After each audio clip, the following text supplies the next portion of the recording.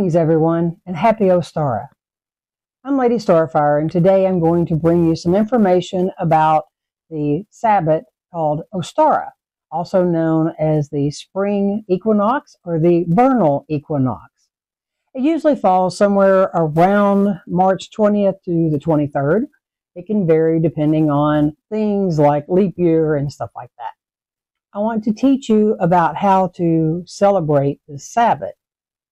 Now, first of all, it is all about the coming together of the god and the goddess. It's time for the goddess to wake up. The god has been ruling over the winter months. He's tired. He's ready to get her going and for them to bring forth their children, which means giving birth back to the earth, bringing about the flowers growing and the trees and our crops and our flower beds and our herb gardens and all those other wonderful things that we plant in the spring and that we want fertilized. So it's about fertility, not just about having babies. That's not all that fertility is. Whether we're fertilizing our garden for food, medicine, or even our prosperity, okay? It's all about fertility. We're fertilizing the gardens that we need in our lives, as well as the gardens of the earth. So let's talk a little bit about how we can celebrate this particular holiday. Now, I've got some various items here that can go on altars or just different things. You don't have to set up a whole altar. There are many different ways, and I'm going to get into those for those that don't set up altars and do circle and full rituals. But for those that do, let's start with that. Now, you notice I don't have God and Goddess candles and my athame and all those things. Those are just kind of a given. So if you don't know how to set up an altar, please go back and watch that video where I actually teach about all the actual altar stuff. What I've got here today is just the things that we're going to add to that already existing altar that we use for, our moons and daily ritual, whatever else you do with your altar space. One of the first things we're going to have is flowers, okay? Beautiful, colorful spring flowers. Now, what woman doesn't love flowers, right? So naturally, the goddess is going to love flowers because she's a maiden at this point. She's young and she's vibrant, waiting to frolic with the god, of course. So anyway, we won't get into that too much. But, we want flowers on our altar. It doesn't matter what kind of vase, doesn't matter what kind of flowers, just some bright, beautiful spring flowers. Eggs. Now, eggs, have their own representation. And we'll just stop right here for a second and go into the story of Ostara. All right, so there are many stories. My favorite is the one that I'm going to tell you today.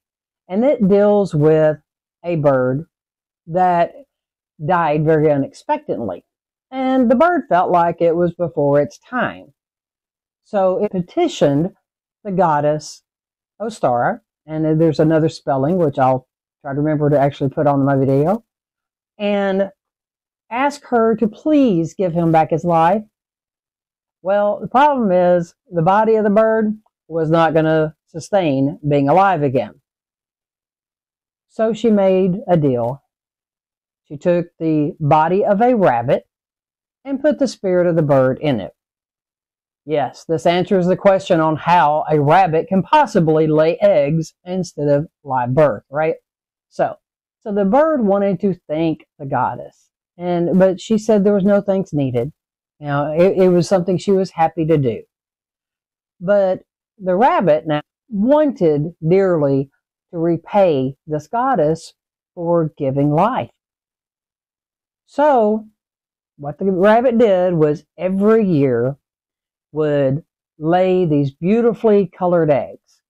And since she wouldn't accept the gifts, just handing them over, the rabbit would hide them. And when she would come across them, of course she would keep them at that point because there was this beautiful gift that was just there. And they were lavishly decorated, colorful eggs. Okay? So this is a story of how a rabbit is able to lay eggs. Okay? So now, and that's why we hide them and all that other kind of stuff. And even though they do that on Easter, which was taken from Ostara, but they gave it a different meaning. They moved it. I mean, it ranges anywhere from March to April, which frankly drives me crazy. But, you know, they worship the way that they choose. We worship how we choose. So on that note, just to clear up Easter, and the reason that it changes is because it all has to do with the farmers and planting, okay? So what happens is they tell you don't plant until after Easter, right? Well, what they really are saying is don't plant until after the 5th full moon of the year, because that's when it is generally no more frost or freezes and that sort of thing, depending on where you live. Yes, before you blast me on that, you know, there are places that, I mean, it may snow all the way up into May, June, or whatever. But for most of us, you know, after that time, it is safe, you know, for planting. So that's why, you know, the Easter moves around, because they really, instead of associating it with Ostara, they associated it with the planting time. So anyway, so that can hopefully clears up some of those, you know, different things and misunderstandings. So back to our altar or our celebration of Ostara. Now, once again, I have beautifully colored eggs here. Now, you can use plastic eggs. You can color your own eggs. It doesn't really matter. These are here as a decoration for my altar and as a remembrance to the goddess for, you know, what she did. She gave back life. And this is what we ask her to do every year, is give back life to the earth. Okay. I mean, I've even included a few little chocolate eggs. So, you know, having these, you know, it makes your altar pretty, or your home, you know, you can take, and if you're someplace where, say, you live with parents, you live with roommates, you know, or you're in a dorm, anywhere that you can't have a full altar and have it set up and doing things, guess what? You can bring in flowers, whether they're fresh or silk. I mean, there's no rules on it. It's about beauty, okay? You can set around eggs. You can go buy a bag of these little chocolate eggs and stick them in a bowl. Have them there for people. You know, set up other things. Just decorate. That's still a way of celebrating this holiday, this Sabbath, okay? Now, I've also got candles. Now, I have a green and a pink, mainly because of the fact that what my focus is on the fertility, the growth. So pink, remember, is for attraction. Green is for money, prosperity, you know, fertility, however you want to word that. So I have these. You might have two green. You might have an assortment of colors of candles, and maybe that's where you get a lot of your colors from. It's okay. You get to do it your way. You know, I can't stress this enough. Do what feels right to you. You know, and if you can't do all of this, it's okay. There's even, you know, a little spell kit that we have that is for Ostara. All right, it's got the herbs and the oil and the candle and the colors and all of that. That's another way. Okay, make your own. It doesn't matter. Do it how it feels right to you. Okay, so anyway, these are just some of the things that you can add to your existing altar, or you can use in place of if you're not actually doing an Ostara ritual. You know, if you simply want to celebrate the Sabbath in some other way. Maybe you don't know how to do a ritual, or you don't have a ritual. You don't have anybody to do it with, and it just doesn't seem as fun or whatever. Fine. You don't have to do a ritual if you don't want to. Decorate your home. Decorate areas to make them look like altars for you, if that's what you want. But bring that springtime into your home. Bring the colors in. Weather permits, open up a window, let fresh air in, get rid of the stale winter air that's, you know, been just stagnant in there because it's too cold to open windows and doors, right? So let's do that, and let's make things feel new and beautiful again, okay? So, Now, some other things that you may want to do in place of, a lot of these things is you want to plant seeds. And that's something else you can bring into your altar or your ritual. Bring a little pot of dirt, a little bag of seeds. If you have a male and a female there, have them do it. Have the woman hold the pot of earth, have the man have the seeds, and plant them. What are we symbolizing? Fertility, right? So whether you're trying to have a baby or you just simply want to fertilize your garden, your bank account, whatever it is, it's symbolic. Now you still want to water these seeds and you want to see them grow. That's a sign that your magic worked, okay? You can also use it just to plant a garden.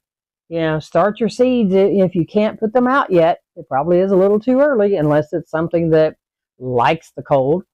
But otherwise, get your seeds started. That is another way of celebrating Ostara.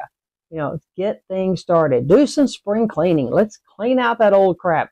Dust. Oh my God, let's get rid of all of that winter staleness. Okay? All of these are ways that you can do this. Now, for those of you that do the whole Easter egg hunt or that just eat a lot of eggs, don't throw those eggshells away. That's protection. It's also good for your plants. You can, crush them up, put them in with your plants. It's great for them.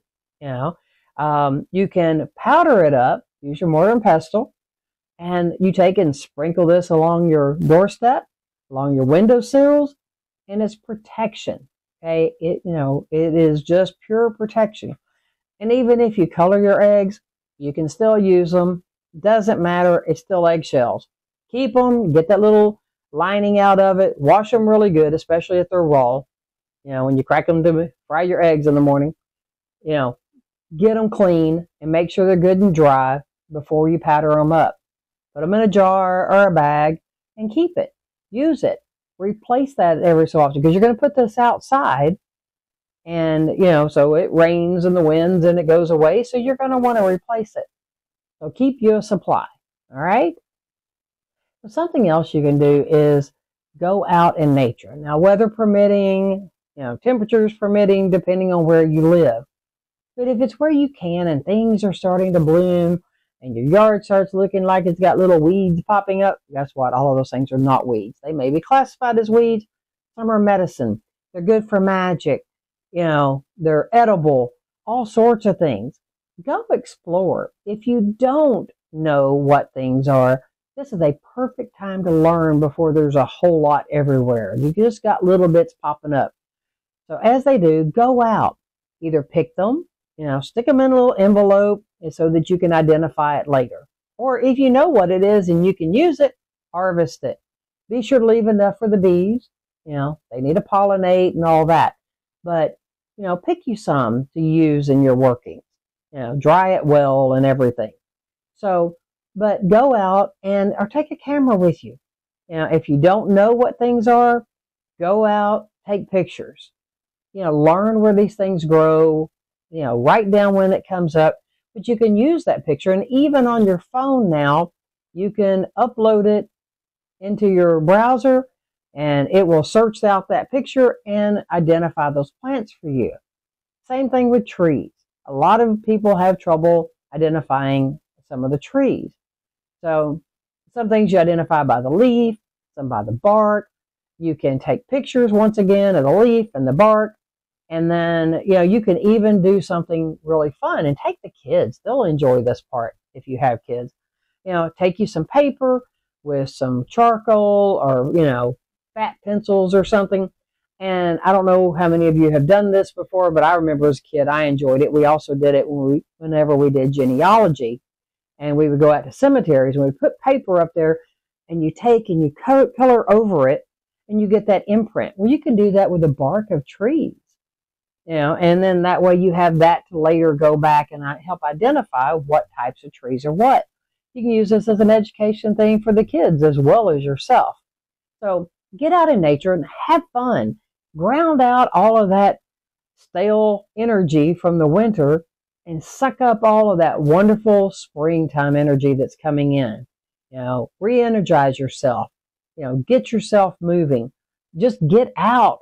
Enjoy that fresh air that's coming along. It may be still a little crisp in places, but guess what? Go breathe it. It's going to make you feel awesome. Make sure it's not a day that the pollen is high if you have trouble with that.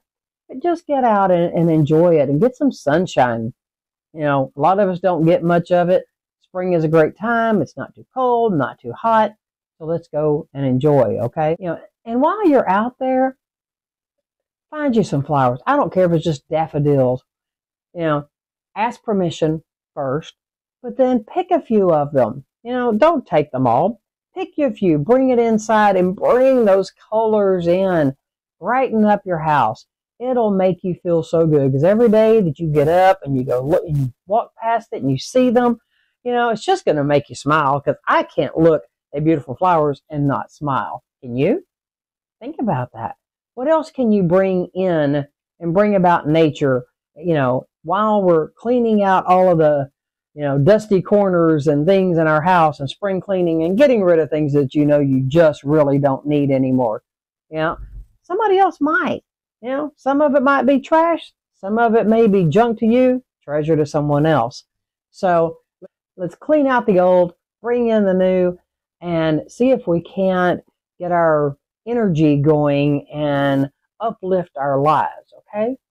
Something else you can do. Put on some fun music. While you're doing that spring cleaning that we all really hate doing, we dread it and drudge it and ugh. But if you put on some fun music and dance, let's dance. Dance while you're cleaning. It makes it so much more fun. Don't turn on the TV where you're going to want to stop and watch a movie or whatever. Turn on music. A lot of TVs have channels that you can go to that are music.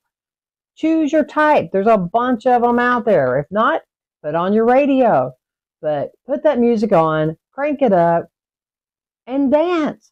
It will energize you while you're trying to get all this negative stuff out and bring the positive things in. Kind of like doing a black and white candle spell. Except we're physically removing the old and bringing in the new. Okay? So have fun with it. Laugh.